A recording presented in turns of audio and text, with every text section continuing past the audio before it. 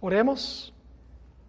Padre Celestial, gracias te damos por el privilegio de encontrarnos en este lugar este día, con la intención de abrir tu palabra para comprender cuál es tu voluntad para nosotros en estos últimos días. Pedimos, Padre, la dirección de tu Santo Espíritu en nuestro estudio y te damos gracias por estar presente con nosotros, porque te lo pedimos en el nombre de Jesús.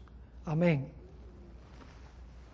El 3 de julio del año pasado, el pastor Ted Wilson, recién elegido como presidente de la Asociación General de los Adventistas del Séptimo Día, en su sermón inaugural en la ciudad de Atlanta, en el Georgia Dome, con una presencia de más o menos 70,000 personas, llamó a la iglesia adventista a que regresara a sus raíces. Predicó sobre la gran necesidad que hay en la iglesia adventista de un reavivamiento y una reforma, de que regresemos a una comprensión clara de nuestro mensaje y de nuestra misión. Hay un punto, sin embargo, que el pastor Wilson no tocó en su sermón, que tiene que ver con reavivamiento y reforma. Y en nuestro estudio de hoy quiero compartir con ustedes el punto que él solamente mencionó, pero que no enfatizó. Y es que hay una relación muy estrecha, muy cercana, entre el estudio de las profecías y el reavivamiento en la iglesia. Es decir, sin estudiar y entender las profecías no puede haber un reavivamiento en la iglesia. Quiero leer al comenzar un par de citas escritas por Elena G. de White, quien la iglesia adventista acepta como teniendo el don profético. Ella escribió en el libro Testimonios para los Ministros, página 110, algo muy importante en cuanto a la conexión entre el estudio de Apocalipsis y un reavivamiento en la iglesia. ¿Qué relación existe entre el estudio de Apocalipsis y el reavivamiento en la iglesia? Dice así: cuando como pueblo comprendamos lo que significa este libro, es decir, Apocalipsis, para nosotros, se verá entre nosotros un gran reavivamiento. Noten que ella dice que cuando comprendamos Apocalipsis, se verá entre nosotros un gran reavivamiento. Y luego dice, no entendemos plenamente las lecciones que enseña, a pesar del mandato que nos fue dado de escudriñarlo y estudiarlo. En esta cita ella dice claramente que el estudio de Apocalipsis lleva a un reavivamiento en la iglesia. La segunda cita de ella se encuentra también en Testimonios para los Ministros, pero la página 114. Dice así, hablando de Daniel y Apocalipsis: cuando los libros de Daniel y Apocalipsis sean mejor entendidos, los creyentes tendrán una experiencia religiosa completamente distinta. Cuando comprendamos estos libros, dice ella, los creyentes tendrán una experiencia religiosa completamente distinta. Sigue diciendo, recibirán tales vislumbres de los portales abiertos del cielo, que la mente y el corazón serán impresionados con el carácter que todos deben desarrollar a fin de comprender la bendición que será la recompensa de los de corazón puro. Nos está diciendo, en otras palabras, que cuando estudiamos Daniel y Apocalipsis, tendremos una experiencia religiosa completamente diferente y nos daremos cuenta la importancia del carácter que debemos desarrollar para finalmente estar con el Señor.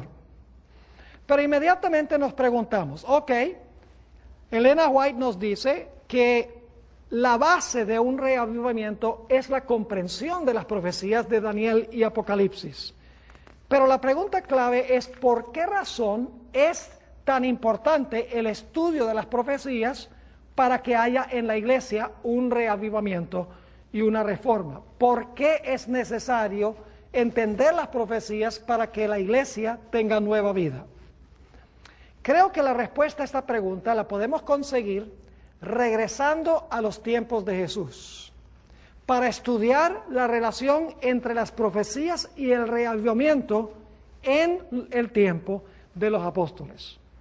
Cuando leemos los evangelios nos damos cuenta de un hecho clarísimo, y es que los seguidores de Jesús antes de la resurrección no entendían las profecías de la Biblia.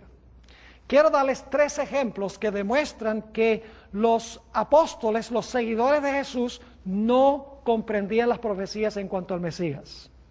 En primer lugar, ustedes recuerdan la entrada de Jesús triunfalmente a Jerusalén. Se conoce como la entrada triunfal, en lo que los cristianos llaman el Domingo de Ramos. Ustedes recuerdan que los discípulos estaban dirigiendo a la procesión, Jesús estaba sentado sobre el asno y la gente lo aclamaba como rey, porque creían que Jesús iba a tomar el trono en Jerusalén, iba a destruir a los romanos e iba a poner a los judíos en el ápice de la civilización. Pero los discípulos no entendían qué significaba la entrada triunfal. Entendieron mal las profecías en cuanto al rey, no sabían qué clase de rey iba a ser Jesús. Nos dice en Juan 12 y el versículo 16, en cuanto a la falta de comprensión de los discípulos, lo siguiente. Está hablando aquí de la entrada triunfal de Jesús a Jerusalén. Dice, estas cosas no las entendieron sus discípulos al principio. Fíjense que dirigieron la entrada triunfal, no entendieron. Estas cosas no las entendieron sus discípulos al principio. Ahora escuchen. Pero cuando Jesús fue glorificado, entonces se acordaron de que estas cosas estaban escritas acerca de él y de que se las habían hecho. Fíjense que al principio no entendían lo que había pasado, no entendieron el significado de la entrada triunfal. Pero dice que Jesús, después que fue glorificado, después de su muerte y su resurrección, nos dice que ellos se acordaron de que estas cosas estaban escritas acerca de él y de que ellos le habían hecho estas cosas a Jesús. Es decir, antes que Jesús muriera y resucitara, no entendían las profecías. Un segundo ejemplo que demuestra que no entendían las profecías es el caso de María Magdalena. Ella fue el domingo en la mañana al sepulcro y encontró que el sepulcro estaba vacío. Y se encontraron con ella 2 ángeles. Y uno de los ángeles le preguntó, y esto se encuentra en Juan 20 y el versículo 13, mujer, ¿por qué lloras? Inmediatamente María, con una voz de tristeza, con lágrimas en los ojos y con angustia, le respondió al ángel, porque se han llevado a mi Señor y no sé a dónde lo han puesto. ¿Entendía María la profecía? No, ella no sabía que Jesús iba a resucitar, según nos dice aquí en Juan 20 y el versículo 13, ella creía que se habían llevado el cuerpo del Señor Jesucristo, su cuerpo muerto. Un tercer ejemplo de cómo los seguidores de Jesús no entendían las profecías antes de su resurrección, está en el caso de los 2 hombres que iban en camino al pueblo de Emaús la tarde de la resurrección. Mientras estaban caminando, Jesús los alcanzó y empezó a hablar con ellos. Y fíjense lo que le dijo uno de esos seguidores de Jesús, no era de los 12, pero eran seguidores de Jesús. Fíjense lo que dijo uno de esos seguidores de Jesús al maestro, en Lucas 24 y el versículo 21. Dijo, pero nosotros esperábamos que Él era el que había de redimir a Israel. Y ahora, además de todo esto, hoy es ya el 3er día que esto ha acontecido. Casi podemos escuchar la voz de este hombre diciendo, nosotros pensábamos que Él era el que iba a redimir a Israel, pero hoy es el 3er día desde que lo mataron. No entendían lo que Jesús había venido a este mundo a hacer. No fue sino hasta que Cristo murió y resucitó y ascendió al cielo que ahora miraron las profecías y entendieron por qué había venido Jesús a esta tierra. Y esto nos lleva a hacernos la pregunta, ¿por qué vino Jesús a este mundo? ¿Por qué vino a esta tierra antes de regresar al cielo? Bueno, hay varias razones, pero yo creo que hay 2 razones principales por las cuales vino Cristo. Razones que no entendieron los apóstoles. La razón número uno es que Jesús vino a esta tierra para vivir una vida perfecta. Y en segundo lugar, Jesús vino a morir para pagar la deuda por el pecado. Y le voy a explicar por qué razón. La ley de Dios exige absoluta perfección. ¿Están de acuerdo con eso? Que la ley de Dios exige absoluta perfección. No nos podemos desviar ni un poquito de la ley. Si nos desviamos y desobedecemos la ley, ¿qué dice la ley? La ley dice, eres pecador y por lo tanto tienes que ¿qué? Tienes que morir. Es decir, la ley exige una vida perfecta y ninguno de nosotros tenemos una vida perfecta para ofrecerle a la ley, porque la Biblia dice, todos han pecado y están destituidos de la gloria de Dios. No hay justo ni aun uno. Entonces, ¿cómo se puede salvar el ser humano si la ley dice todos están condenados porque todos son pecadores? Necesitábamos que Jesús, el Creador, viniera a la tierra para vivir la vida que nosotros debemos vivir. Necesitábamos que Jesús viniera aquí a vivir en nuestro lugar, a ofrecerle a la ley lo que la ley exige, lo que yo no le puedo dar a la ley. Pero también era necesario que Jesús viniera a la tierra para pagar mi deuda por el pecado, porque yo tengo todos estos pecados que me condenan a muerte. Así que Jesús, después de vivir su vida perfecta, tomó sobre sí nuestros pecados y murió la muerte en nuestro lugar. Es decir, Jesús vino a vivir la vida que nosotros debemos vivir y Jesús vino a morir la muerte que nosotros debemos morir. Son las dos razones principales por las cuales Jesús vino a esta tierra. De tal manera que cuando yo comparezco ante Dios y he aceptado a Cristo como mi Salvador personal, entonces la vida de Cristo está en lugar de mi vida y su muerte está en lugar de mi muerte. Dios me acepta, en otras palabras, en Jesús, me acepta a través de Jesús. Por eso fue que Jesús vino a esta tierra para vivir y para morir. Pero los discípulos no entendieron por qué vino Jesús. Ellos creían que Él iba a ser un rey, que se iba a sentar en el trono de Jerusalén, iba a destruir a los romanos e iba a establecer un reino terrenal. Quiero que nosotros notemos ahora cómo le explicó Jesús a sus seguidores lo que Él había venido a hacer. Saben que la forma en que llegaron a comprender sus seguidores por qué había venido Jesús es porque Jesús les abrió el entendimiento para que comprendieran las profecías de la Biblia. Es decir, la razón de su chasco y falta de comprensión fue explicado por abrirles las profecías para que entendieran lo que las profecías realmente enseñaban. Quiero que notemos en Lucas 24 y el versículo 25 cómo se desarrolla la historia de los dos discípulos que iban en camino a Emaús. Lucas 24 y el versículo 25, el Señor Jesucristo le dice a esos dos seguidores, sabemos el nombre de uno se llamaba Cleofas, pero no sabemos el nombre del otro. Jesús les declaró, oh insensatos y tardos de corazón para creer todo lo que ¿qué? Todo lo que los profetas han dicho. ¿Por qué eran insensatos? Porque no comprendían ¿qué? Porque no comprendían lo que los profetas habían dicho. Y luego encontramos en el versículo 27 que Jesús comenzó, ahora escuchen bien, desde Moisés y siguiendo por todos los profetas, les declaraba en todas las escrituras lo que ¿qué? Lo que de él decían. ¿Cómo les abrió el entendimiento el Señor Jesucristo a los dos discípulos o seguidores que iban en camino a Emaús?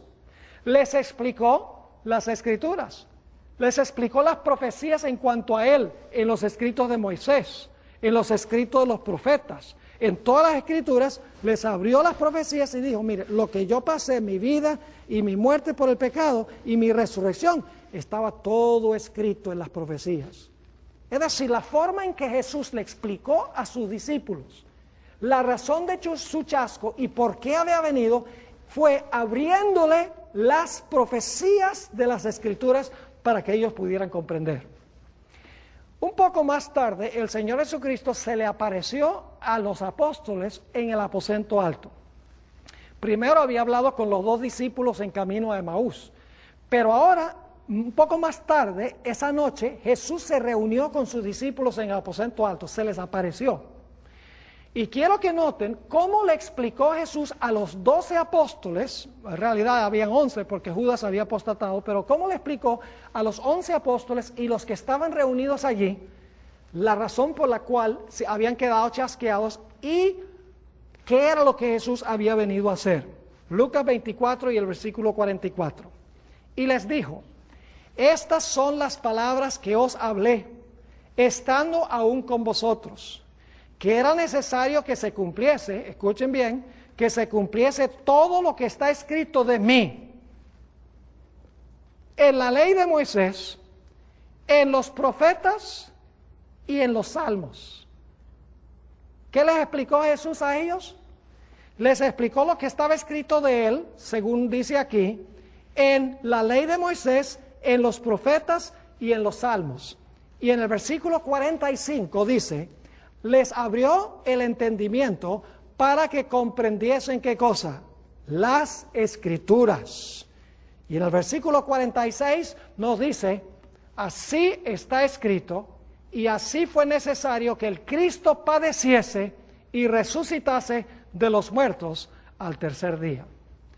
¿Cómo les explicó Jesús a sus discípulos, a sus seguidores, la razón de su chasco y lo que él había hecho en su ministerio en la tierra? Les abrió las profecías en los escritos de Moisés, en los salmos, en todos los profetas, en todas las escrituras. Les abrió las profecías para que ellos pudieran entender qué era lo que iba a hacer el Mesías cuando viniera a la tierra. Pero ahora quiero que noten algo muy importante. No solamente las profecías indicaban qué era lo que Jesús había hecho, que había venido a vivir su vida perfecta y que había venido para morir por el pecado. Las profecías también indicaban claramente cuál era el mensaje y cuál era la misión de los apóstoles desde ese día en adelante. Ahora quiero que noten ahí mismo en Lucas 24, 47 y 48, Lucas 24, 47 y 48, inmediatamente después de decir Jesús: así está escrito, y así fue necesario que el Cristo padeciese y resucitase de los muertos al tercer día, sigue diciendo: y que se predicase en su nombre, ¿qué cosa? El arrepentimiento y el perdón de los pecados en todas las naciones, comenzando desde Jerusalén.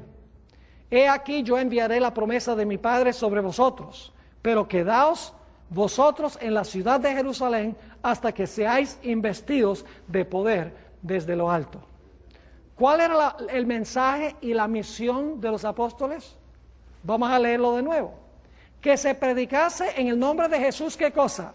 El arrepentimiento y ¿qué más? Y el perdón de los pecados. Ese es el mensaje, el arrepentimiento y el perdón. ¿Y cuál era su misión? Era llevar ese mensaje ¿a dónde? En todas las naciones, comenzando desde Jerusalén, y luego dice: he aquí yo enviaré la promesa de mi Padre sobre vosotros, pero quedaos vosotros en la ciudad de Jerusalén hasta que seáis investidos de poder desde lo alto. Yo pregunto entonces, ¿los apóstoles sabían cuál era su misión, sí o no? Claro que sí. ¿Sabían cuál era su mensaje? Claro que sí. Ellos sabían cuál era su misión y cuál era su mensaje porque entendían lo que Jesús había hecho por su vida, por su muerte y por su resurrección. Es más, a la luz de las profecías, ellos sabían el significado de que Jesús había venido a esta tierra a vivir su vida perfecta y había venido a morir por el pecado. Y sabían que debían ir y anunciar esa verdad a todas las naciones de la tierra sin excepción. Ahora, ¿cómo sabían ellos que debían anunciar esto? En Hechos, el capítulo 1 y el versículo 3, nos dice que Jesús pasó 40 días en esta tierra después de su resurrección, antes de irse al cielo. Pasó 40 días aquí. Y nos dice allí en Hechos 1 y el versículo 3, que el Señor Jesucristo le habló a sus discípulos en cuanto a las cosas concernientes al reino de Dios. Ahora, yo no sé exactamente cuáles pasajes de la Escritura usó Jesús para explicarle a sus discípulos qué había venido a hacer y cuál era su misión.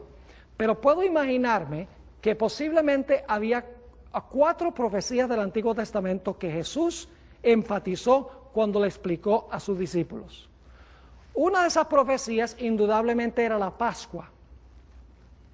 Passover, la Pascua. ¿Saben ustedes que Jesús murió exactamente el año, el mes, el día y la hora cuando era sacrificado el Cordero Pascual? Yo me imagino a Jesús diciéndole a los discípulos, mire, ¿qué día yo morí? Oh, moriste el día 14. ¿Y de qué mes? Oh, del mes de Nisan. ¿Y a qué horas? Oh, a las 3 de la tarde. Entonces Jesús va a Éxodo y dice, mire, aquí dice que el Cordero Pascual moría el 14 de Nisan a las 3 de la tarde. Dice, oh, si las profecías lo decían. Y luego Jesús dice, ¿y cuál era la fiesta después de la Pascua? Bueno, pan sin levadura. ¿Y qué pasó con mi cuerpo después que yo morí? Lo sepultaron y mi cuerpo no vio ¿qué? Corrupción, porque mi cuerpo no tenía levadura de pecado. La levadura representa pecado. Y mi cuerpo fue colocado en el sepulcro y no vio corrupción. Entendemos. Y luego Jesús dice, ¿y qué fiesta seguía esa? Bueno, la fiesta de las primicias. Y bueno, ¿y quién resucitó el tercer día las primicias de los que murieron? Oh, tú fuiste el que resucitaste el tercer día. ¿Están entendiendo? Es decir, le mostró las profecías que se cumplieron a su tiempo y los eventos exactamente como decían las profecías. Y me imagino que los discípulos habrán dicho, bueno, Jesús cumplió la Pascua, Jesús cumplió pan sin levadura, Jesús cumplió la fiesta de las primicias. ¿Y cuál era la siguiente fiesta? La siguiente fiesta judía era el día del Pentecostés. Exactamente 50 días después de las primicias. Entonces dicen, algo importante tiene que pasar 50 días después de las primicias cuando el Señor Jesucristo resucitó. Yo me imagino que Jesús les habrá mostrado su calendario de eventos y cómo Él cumplió exactamente las profecías a través de su vida, su muerte, su sepultura, su resurrección y su ascensión al cielo. Y por lo tanto ahora, durante esos 40 días, Jesús les está explicando las profecías y Pedro y los apóstoles dicen, ahora sí entendemos por qué vino Jesús. El Señor Jesucristo vino a vivir la vida que todos nosotros debemos vivir. La vida que la ley nos exige a nosotros. Jesús vino a morir la muerte que todos nosotros debemos morir. Vino a vivir por nosotros y a morir por nosotros y a resucitar de entre los muertos. Ahora entendemos. Y dicen, ¿y qué es nuestra misión? ¿Y cuál es nuestro mensaje? Entonces, a la luz de lo que Jesús ha hecho. Encontramos algo muy interesante en el día del Pentecostés. El apóstol Pedro predicó un sermón. Si ustedes quieren estudiar un sermón fascinante, estudien el sermón del apóstol San Pedro en el día del Pentecostés. Se encuentra registrado en Hechos del capítulo 2. Solamente voy a resumir su contenido porque es un contenido supremamente importante para lo que estamos estudiando. El apóstol Pedro comienza primero explicando qué fue lo que pasó en la tierra en el día del Pentecostés. Ustedes recuerdan lo que sucedió. La Biblia dice que hubo lenguas como de fuego. La Biblia dice que hubo un recio viento y todos empezaron a hablar en otros idiomas, en lenguas. Y la gente allí preguntaba, bueno, ¿y qué significa esto? ¿Qué es esto que está pasando? El apóstol Pedro se paró y predicó su sermón y dijo, esto fue lo que profetizó Joel en el capítulo 2. Es decir, los lleva a las profecías para explicar lo que está pasando. Dice, nuestros hijos, nuestras hijas profetizarán, niños y las criadas profetizarán. Dice, eso se está cumpliendo ahora. Es decir, el apóstol Pedro explicó lo que estaba pasando en la tierra a la luz de lo que decía la profecía. Pero hay más.